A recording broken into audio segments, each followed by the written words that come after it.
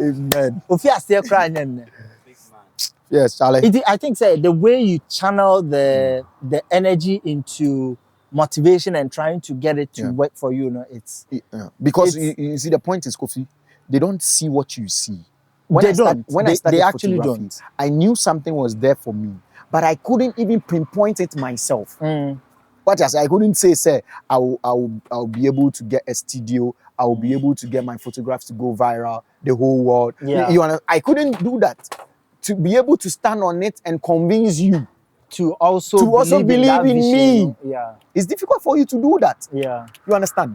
So it's either you are at that with me, point in time, you don't necessarily have that. The information is to put together. Now we can look back and say, oh, this and this and this and this is what got us. But at the time, there wasn't anything like that. Exactly. And it's hard to convince someone to believe in a dream, that believe in something that you only see. Yes. Most of people operate in business mode. Business mode, they see, they purchase it. You know, they see it before they purchase it. They don't operate in that faith mood. Yes. You understand? And when it comes to dream, even God will not let you see everything. Yes. You will probably collapse. It's only revealed with time. Exactly. And God is like, trust me and I'll take you there. Yes. If you don't have faith, if you don't trust me, then you're on your own. You understand? If you are leaving it for me to direct your path, and me, that has been my prayers for almost about 15 years. I thank you for directing my path. And I ask that may you forgive me my sins so that you will soften my heart to forgive others when they sin against me. Because when I know for a fact that when I don't forgive people, I will not be able to see the path that you have placed there for me. I will lose my focus. I'll probably derail trying to make somebody pay for what they've done to me. And meanwhile, you've laid a bigger path in front of me. That's actually a healthy way to view life. And because there is so much to do that you don't have energy to fight. You don't have energy to. I have a lot of people that have done me bad, and sometimes I've also done a lot of things to people, and I only remember all these things when I'm probably doing something with them, and I'm like, okay, I need this thing from this guy, but what happened in our last conversation was not good. All right, let me step in, acting as if it never happened. And then I start speaking to the person, and I realize that the person has also forgotten what is happening. So you move. And then we move. But when the person brings that thing up, I'm like, bro, I'm sorry, it's not supposed to happen. This and this is the reason why. Because I've realized that probably there is something you have that I need to move forward. There's a value you can give me. Yes. And because what I see cannot be stopped with minor issues. Yes. Should not. We move. Because we are all looking for value from each other. And exactly. If I'm giving you value, you are giving me value. Let's put aside our differences and then let's move. The only reason why sometimes Satan or the devil or the enemy gets us is because both of us, me and the enemy, don't know what God has in store for me. Yeah. So he uses that to go against me. You understand? Yeah. If the devil knows that from here to my studio, I'm probably going to meet somebody that will change my entire life, the devil will let even a car knock me down here. Yeah. You understand? And God has not even revealed it to me. Yeah. Then I'll be like, hey, you know, from here to this place, I'm going to meet somebody that is going to change my life. Yeah. And do you know what is going to happen at that point? Probably say it to the wrong person. And then the wrong person will harm me before I get there. The wrong person will be employed by the devil to harm me. So both of us, God is hiding all the details. Yeah. And he's trusting that you trust in him. That is basically the definition of faith. Yes. You understand? And so you don't know what it is, but then you have faith that it's going to happen. You see, if I'm not good, the Holy Spirit will not guide me on that path. And once I know that, look, I have been able to step into people's life and make a change with a single click or single observation. That means I've been given the eyes to be able to see good in people's life and let them keep it in. Do you know how powerful that is? Yeah. And knowing that means that I've been chosen. I don't have to let anybody tell me. I don't have to convince them. Okay, fine. If the whole world agrees that you are the best photographer, and then what? Yes. You will not die. Yes. You will not die. Your history will not be buried. It will be buried. Are you Jesus Christ? Yeah. You understand? So the whole point is not even with them. The whole point, if everybody disagrees with you, that is even a sign that, woo, that means there is something significant that. And I think it all boils down to the whole crowd Because when the crowd is moving in one direction and Yeah. you try to go the opposite way, Yeah. you come across as different, Yes. and you will face resistance. Yes. It's like everybody going this way and you walking you are basically going against the Yes. The opposite direction. yes, which if you are to face Mhm. opposition, if you are to face difficulties, it's just understandable because you are going against the grain. You are going against The most important thing, the most important thing is the reason why we appreciate hot is because we know cold. You understand? Yes, The reason why yes. we appreciate tall is because we know short. Yes. So if you are the opposite side of the thing, That's the concept behind yin yang. yes. If you are the opposite side of the yin yang, Yeah. if you are the opposite side, you are the reason why we're able to appreciate the other side. Yes. So what you have to do is know your purpose and follow through. But make sure that you are not doing that out of guilt. You are not doing that out of pain. You are not doing that because you of actually love. want to Do that out of love, and then you are good.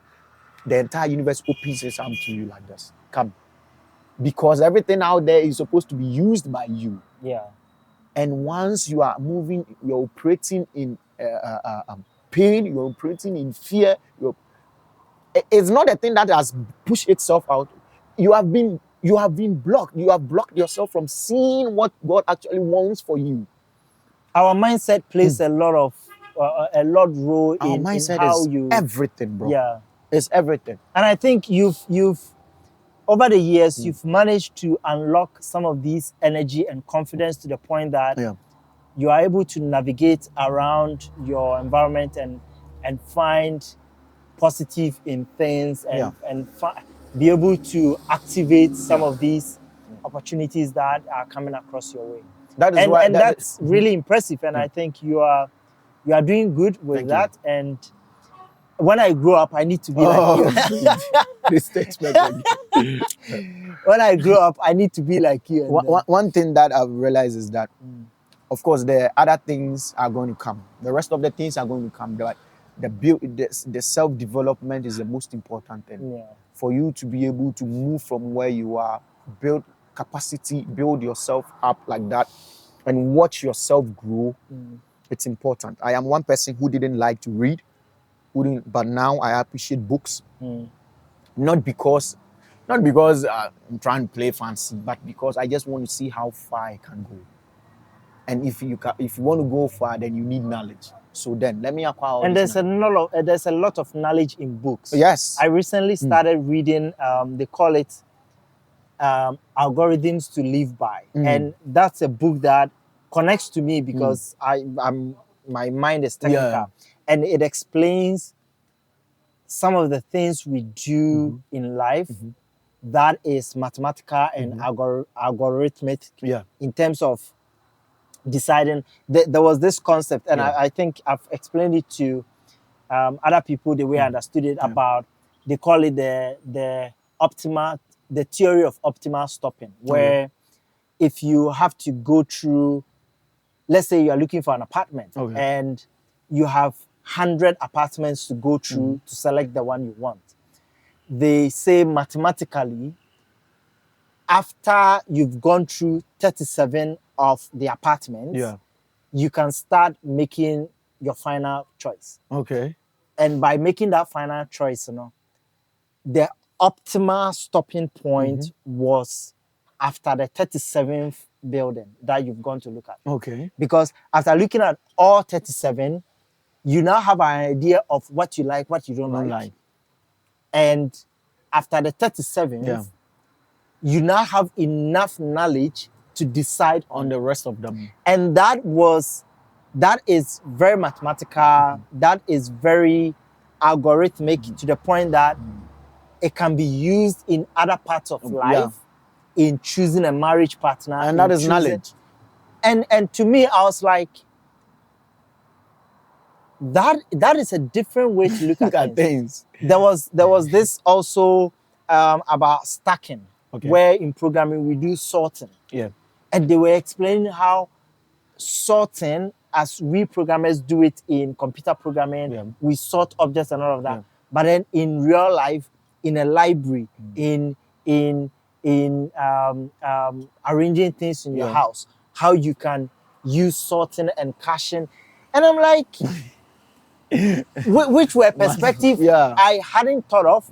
And until reading that book, it started connecting in different ways how. And so, like you're saying, there are a lot of things in books that when you read, you may not necessarily use that thing for that specific thing the book is talking about, but then it opens your mind in ways that you can start recognizing patterns. My all-time favorite book is The Alchemist. I think you've mentioned that book to me before. I need to put it on my list of books you should to read because it. And I really relate to that book with my journey and all that. So I think there is a lot that we don't know because we don't read, and where we are going, we need to know before. And that's the thing. You don't know what you don't know. Yes, and if you know that, I think back in JSS, my headmaster used that quote a lot, and he was like, if you know, it goes in a funny way, but I understand it, so it helped me. But back then I didn't. Now I know that if I don't know something, and I know I don't know, that is knowledge. Yes. In that case, you are like, I know I don't know. No, this. so that is knowledge. So I have to work know. on trying to understand. No, it. yes, and that is the problem. In this case, there are certain things we don't even know we don't know. No. At which point, and that is really foolishness. That is foolishness. You understand? And sometimes people act in a way that they act as if they know, and that is the foolishness. You understand? And you don't know that thing, and you know you don't know, but you're acting as if you know. Then what they call the Dunning-Kruger effect comes in the sense that the person knows something little enough to the point where they feel they know everything. Because right now, if you ask someone who has spent maybe the last 20 years being an expert in the field, and you ask them that, do you really think you know what you've spent your life? They'll be like, no, I don't. Yes. But this is the person who's done enough PhDs, written enough papers, spent their entire life, and they'll be like, I don't know enough. But then with my, I'm not trying to cut you off, but then when I'm doing editing, I've even done it from the moment I edit, I turn my back and then I call anybody. Anybody to look at it. It could be somebody who is not even into photography. Like, look, bro, how do you see it? How do you see it? Because the person and they are coming in with fresh eyes. Yes, they have two eyes just like you have two eyes. You understand? They will be like, sometimes they say something that offends you. Yes. But you need that. You understand? You need that. And they are saying it from a point of having no background necessarily in the technical aspect of photography. Which I find it useful in the sense that sometimes we photographers are caught up in our own technicalities to the point that we forget the ordinary person is just looking for an image that connects to them. So you are looking at the colors, you are looking at the angles and all of that. For the average person, they are looking at the beauty of the work and how they relate to it. Yes. As long as their wedding photo captured their happy moments and all of that, they don't care whether you use the golden rule or the rule of thirds or like it's all things that we photographers or we the technical people will obsess over. Yes, but they don't pay attention. As long as the image looks nice, captured the moment, and they are happy with it. I do that with my students a lot. I ask them, is the photograph nice? And of course, because they are my students, they'll be like, it's nice. And I'll be like, what makes the photograph nice to you? And they'll be like, how you color grade it. And then I'll be like, I didn't color grade this image. Even though I did, I'm trying to push them. So I didn't color grade this image. And they'll be like, you didn't color grade this image? And I'm like, yeah, I am. And then they'll be like, messing up with them. Boss, please let me see the before and after. You understand? Because I want them to realize that you have to believe in your, then again, it comes back to your judgment. You have to be good. You have to know if a photograph is nice, it is nice. If it's not nice, it's not nice. Whether you color grade it 1,000 times or you... If it's not nice, it's not nice. And that is a lesson I've come to learn. I think it was my FPV experience that kind of unlocked that. And there was a guy, I think Ellis Van Johnson or something. He's from Sweden. Okay. He went to Namibia to shoot amazing FPV videos of Namibia, their desert, their oceans and wildlife. I looked at that video and I'm like, I can do this. But then the reason the shots I've taken is not like what he has done. It's not because I can't do it. It's just because he's just making use of timing, weather, environment, and all of that. Exactly. So it was less of technical and more of positioning himself. I call it the element of the photograph or the element of the video. And I have something I call in photography, I call it God of photography. Sometimes when I'm shooting and something happens and it makes the image bigger, I'm like, oh, thank you, God of photography, because these are things that you cannot replicate in other photographs. The moment it comes, and you have to pay attention to it. If you don't pay attention to those things and you are more technical, you might lose the soul of the image. And you see, those elements have nothing to do with the camera you're using, how good you are. That is why the OGs are like, don't mind the camera, because they are waiting for the God of photography to appear in the image. They're looking for that very moment to be like, got it. Yes. I think I showed you an image of a bird diving into the water recently. Yes. And the guy was talking about how long he took to get it. This is simple, KhoPhi. Photography, videography, whatever is observation. And if you pay attention enough, it will speak to you. Sometimes I'm always a second shooter at weddings. So even though I am, I'm the one who got the book. You are the booked official photographer, but then I'm always outside. Yes, because I want to observe. I want to observe when the groom leans to the bride and be like, and say something. Those are the moments. And everybody is busy doing, and then I capture. When sometimes they're like, they speak something into their ear. They both laugh together. That video in slow-mo. Yes. That picture from a distance where they don't feel like they are being watched. Yes. That is the moment. Because I see memories when I see them. And it has nothing to do with your You want me to keep on? Yes, you see, those are the things. And it took me a while to understand this, because in the early years, I see myself as very technical, like 4K, color grading, all of that. Like, do you know why I don't post my wedding photographs? Why? It's because, oh, sorry, I touched the microphone. It's because I became, I don't know whether it's appropriate word to use, but I became so intimate with the camera and the subject. When I say subject, I mean the bride and the groom. That I feel like nobody else should see it apart from them. Yeah, you understand. You had that when I'm connection. When I'm covering a wedding, I pay so much attention and I put myself in their shoes. I'm like, this is the person I'm going to spend the rest of my life with. Yeah, and this is the day that he's making it official. And they are sharing it with you. Yes. How do they see themselves now? Is he looking at the nose? Is he? And I observe, and sometimes. Of course, most of the times the women are extremely happy on them. Yes. So I look at how the male or the groom, is looking at his wife, or his bride in a happy mood. Think about their that. expressions on and then they'll be like, they will look at them and they do that. You understand? Yes. And these are things that I want to frame. I want because if you're able to capture that, you are essentially capturing a moment in time that will never be repeated. Yes. And they even don't know at that particular moment that is they are doing that because it's but that is authentic. my job. Yes. I don't like the part that now kids is not those are very automatic. I want the part where the groom is there and probably the bride, because they are most often they are always late. Yes. and then the groom will be there like,